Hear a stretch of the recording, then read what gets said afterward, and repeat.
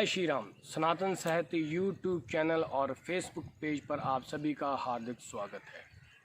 दोस्तों, इतिहास के पन्नों से आज एक ऐसे भक्त की गाथा लेके आए हैं जिसके बारे में बहुत कम ही जानते हैं लोग, मगर उनकी रचनाओं को बहुत प्यार और सत्कार मिलता है जी। उनकी बहुत सारी रचनाएं हैं वैसे तो उनमें से कुछ रचनाएं अक्सर हमारे घर में होती हैं, जिनमें से श्री हनुमान चालीसा हो या श्री रामचरित मानस की बात करें हम, ये अक्सर हमारे घरों में पाई जाती हैं जी। मैं गोस्वामी तुलसीदास जी की बात कर रहा हूँ। आज उनके जीवन के ऊपर एक छोटी सी दृष्टि मारते हैं। प्रयागराज के चित्रकूट ज़िले में राजापुर नाम का गांव है। वहाँ पर एक विद्वान ब्राह्मण आत्माराम दुबे नाम के रहते हैं। उनकी पत्नी हुलसी के 12 महीने के गर्भ के बाद एक बच्चा पैदा होता है। संवत 1554 श्रावण की शुक्ल सप्तमी के दिन अभद्र मूल नक्षत्र में एक पुत्र की प्राप्ति होती है। इनको जन्म से ही ये बड़ा विचित्र होता है। जैसे 5 वर्ष का बालक के जैसा शरीर होता है इनका, मुंह में 32 दांत होते हैं और ये रोते नहीं हैं। ये पैदा होते सार ही राम बोलते हैं और जिसके कारण पूरे गांव में बातें होती हैं। इनकी माताजी किसी अनिष्ट की चिंता करते हुए अपनी दासी चुनिया के साथ उसके ससुराल में इस बालक को भेज देते हैं दशमी के दिन की रात को, और अगले ही दिन इनकी माताजी का देहांत हो जाता है। चुनिया इनको अपने बच्चों की तरह पालती है, बहुत ज़्यादा स्नेह करती है, लेकिन जब ये 5.5 वर्ष के होते हैं तो तब चुनिया की भी मृत्यु हो जाती है। उसके बाद ये अनाथ हो जाते हैं और दर-दर भटकते हैं। फिर इनका लालन पोषण करने के लिए कहते हैं माँ पार्वती जी स्वयं एक ब्राह्मणी का रूप धार कर इनको प्रतिदिन भोजन कराती थी और इनकी भूख मिटाती थी। फिर भगवान शिव शंकर जी के कहने पर रामशेल पर रहने वाले श्री अनंतानाथ जी के शिष्य श्री नरसिंह नंद जी तुलसीदास जी को ढूंढते हैं और उनको अपने साथ अयोध्या ले चलते हैं और इनका नाम राम बोला रखा जाता है। अयोध्या में जाकर इनको संवत 1561 में शुक्ला पक्ष शुक्रवार को इनका यज्ञोपवीत कराया जाता है। उसके बाद ये वहाँ पर बैठे हुए जो सभी लोग होते हैं उनको बिना याद किए हुए, बिना सुने हुए गायत्री मंत्र सुनाते हैं, जिसके साथ पूरी सभा चकित हो जाती है।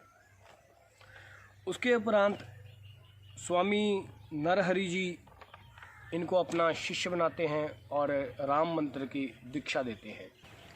कहते हैं एक बार इनके गुरु श्री नरहरि जी इनको रामचरित मानस की पूरी कथा सुनाते हैं, रामायण सुनाते हैं, तो ये उन सभी श्लोकों को याद कर लेते हैं एक बार में ही। उसके बाद ये काशी चले जाते हैं। काशी में ये श्री सनातन जी के पास 15 वर्ष तक रुकते हैं। वहाँ पर ये वेद वेदांग का अध्ययन करते हैं। कहते हैं फिर इनकी लोक वासनाएं जाग जाती हैं, जिसके बाद ये अपने विद्या गुरु को नमस्कार करके अपनी जन्मभूमि पर आ जाते हैं और देखते हैं कि इनका पूरा परिवार घर बार सब नष्ट हो चुका है।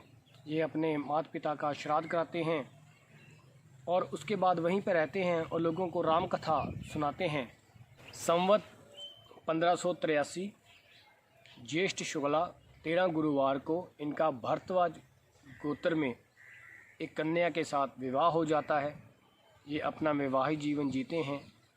कहते हैं एक बार इनकी पत्नी अपने भाई के साथ अपने मैके चली आती है और ये भी उनके पीछे पीछे चले आते हैं, जिसके कारण इनकी पत्नी इनको फटकार लगाती है कि आप मेरे इस तन के पीछे भाग रहे हो, अगर आप यही भावना रख के भगवान का सिमरन करो तो वो आपको मिल जाएंगे।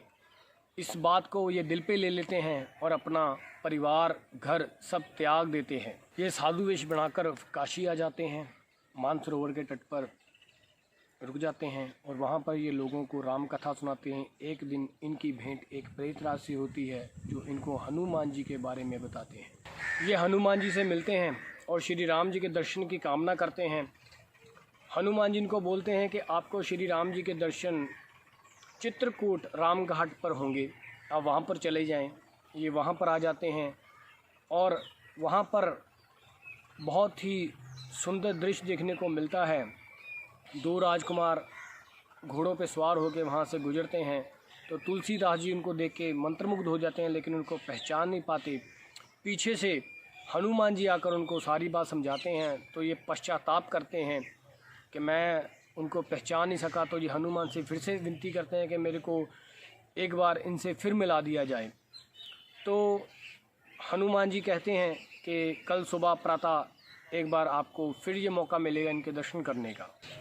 सम्मत 1607 की मौनी अमावस बुधवार के दिन श्री राम जी इनको पुनः दर्शन देते हैं। वह बालक रूप में होते हैं और इनको कहते हैं कि बाबा हमारे तिलक लगाओ। तो हनुमान जी देखते हैं कि ये उनको पहचान नहीं सके हैं, तो हनुमान जी इनके लिए एक दोहा बोलते हैं तोता बनकर, ताकि ये समझ जाएं। चित्रकूट के घाट पर भई संतन की भीड़, तुलसीदास चंदन घिसे, तिलक देत रघुबीर। जैसे ही ये दोहा पूरा करते हैं हनुमान जी उस तोते के रूप में, तो तुलसीदास जी उनके चरणों में गिर जाते हैं और अपने भाव, अपने आंसुओं के द्वारा प्रकट करते हैं। भगवान श्री राम तुलसीदास जी को अपने हाथों से चंदन का टीका लगाते हैं, स्वयं भी करते हैं और उसके बाद वो अंतर ध्यान हो जाते हैं। सम्मत 1628 हनुमान जी की आज्ञा से ये अयोध्या की ओर चल पड़े। उन दिनों वहाँ प्रयाग में माघ मेला था। ये कुछ दिन वहाँ पर ठहरते हैं और 6 दिन बाद एक वक्त वृक्ष के नीचे इन्हें भारद्वाज और यज्ञवल्क्य मुनि के दर्शन होते हैं, जो वहाँ पर एक राम कथा सुना रहे होते हैं। यही राम कथा इन्होंने अपने गुरु के मुख से सुनी होती है। ये काशी आ जाते हैं और एक ब्राह्मण के घर पे रहते हैं।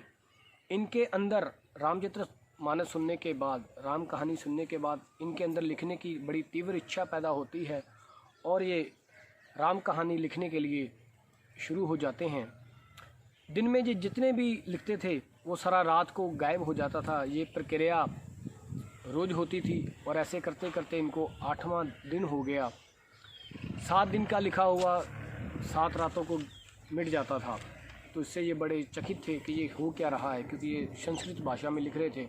8वें दिन की रात को इनको सपना आता है। सपने में भगवान शंकर आते हैं, उनको बोलते हैं कि तुम इसकी रचना अपनी भाषा में करो।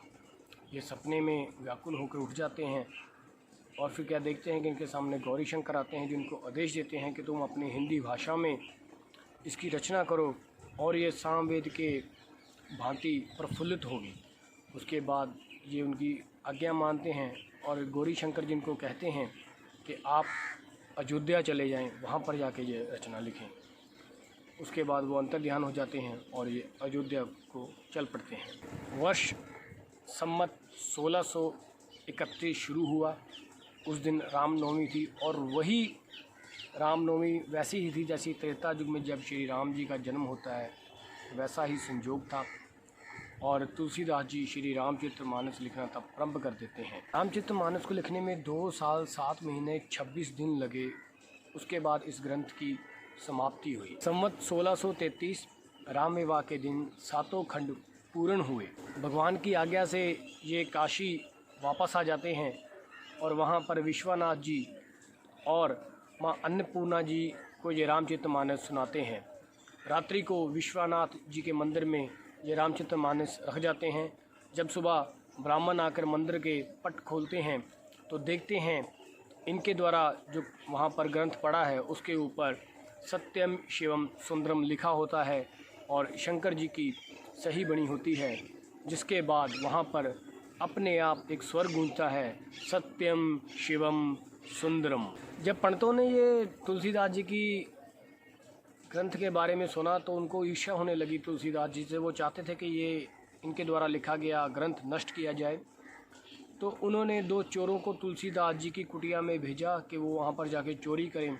और जब 2 चोर वहाँ पर चोरी करने के इरादे से जाते हैं तो देखते हैं कि तुलसीदास जी की कुटिया के बाहर 2 धनुषधारी नौजवान अति सुंदर वहाँ पर खड़े हैं। उनका तेज इतना होता है कि चोर अपनी सुध-बुध भूल जाते हैं और वो भक्ति के मार्ग पर चलना शुरू कर देते हैं, क्योंकि उनके देखने मात्र से ही सारे पाप नष्ट हो जाते हैं। वो स्वयं श्री राम और लक्ष्मण जी थे। जब तुलसीदास जी को इस बात का पता चलता है कि उनकी खातिर भगवान ने कष्ट उठाया तो तुलसीदास जी अपनी कुटिया का सारा सामान लुटा देते हैं और वो अपना ग्रंथ अपने एक दोस्त टोडरमल जी को दे देते हैं और इसके जैसा सेम दूसरा ग्रंथ वो लिख देते हैं, जिसके बाद कई कॉपियाँ उसकी छप के तैयार होनी शुरू हो गई, जैसे कि आज हमारे घरों में पड़ा है।